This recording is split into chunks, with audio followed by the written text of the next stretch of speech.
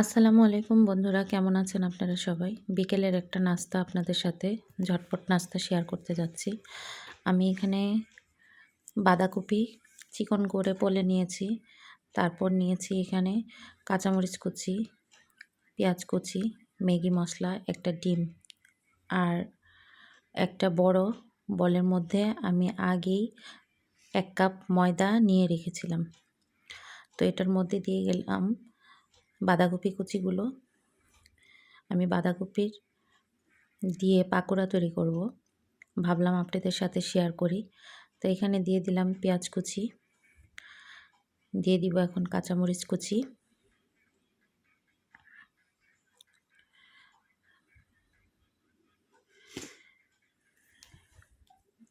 এখন দিয়ে দিলাম এখানে একটি মুরগির ডিম, তারপর দিয়ে দিলাম এখানে ম্যাগি মশলা,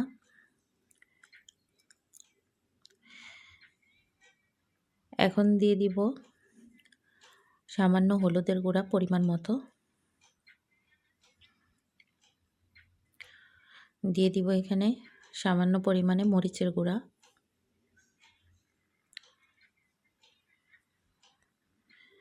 দিয়ে দিলাম এখানে স্বাদ মতো লবণ,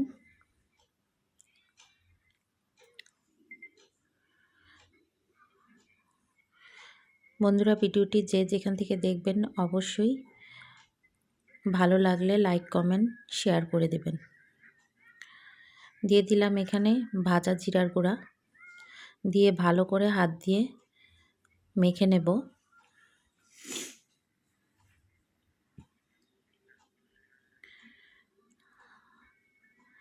ভালো করে হাত দিয়ে কষলিয়ে মেখে নিতে হবে।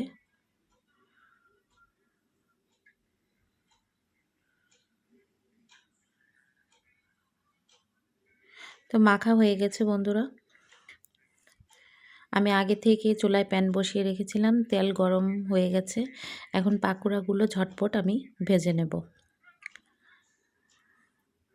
তো বন্ধুরা ভিডিওটি কেউ স্কিপ করে দেখবেন না, সম্পূর্ণ ভিডিও দেখবেন।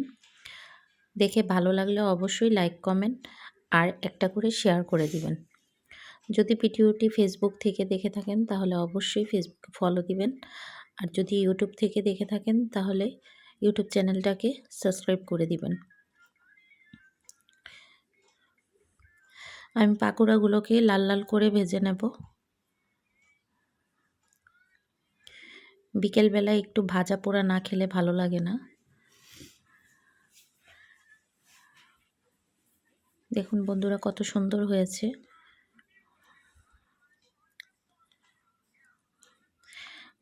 কাদের কাদের পাকোড়া খেতে ভালো লাগে অবশ্যই কমেন্টের মাধ্যমে জানাবেন।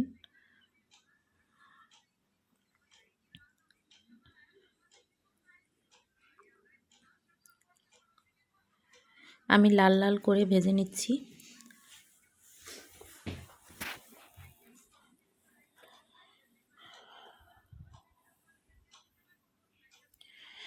এই পাকোড়া ভাজতে বেশি তেল লাগে না, সামান্য তেলেই হয়ে যায়, ডুবো তেলে ভাজতে হয় না।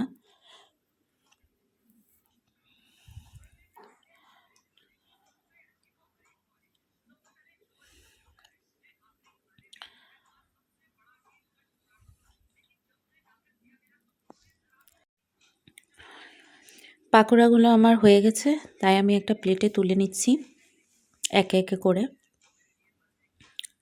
ঠিক এভাবে করে সবগুলো পাকোড়া আমি ভেজে নেব।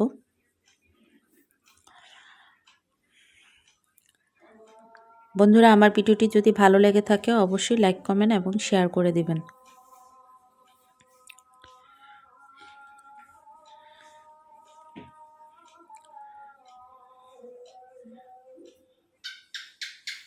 তো বন্ধুরা রেডি হয়ে গেল আমার বাঁধাকপির পাকোড়া। তো অবশ্যই কেমন হয়েছে কমেন্টের মাধ্যমে জানাবেন। তা আপনারা ভালো থাকবেন, সুস্থ থাকবেন। আবারও চলে আসব নতুন কোনো ভিডিওর সাথে। খোদা হাফেজ।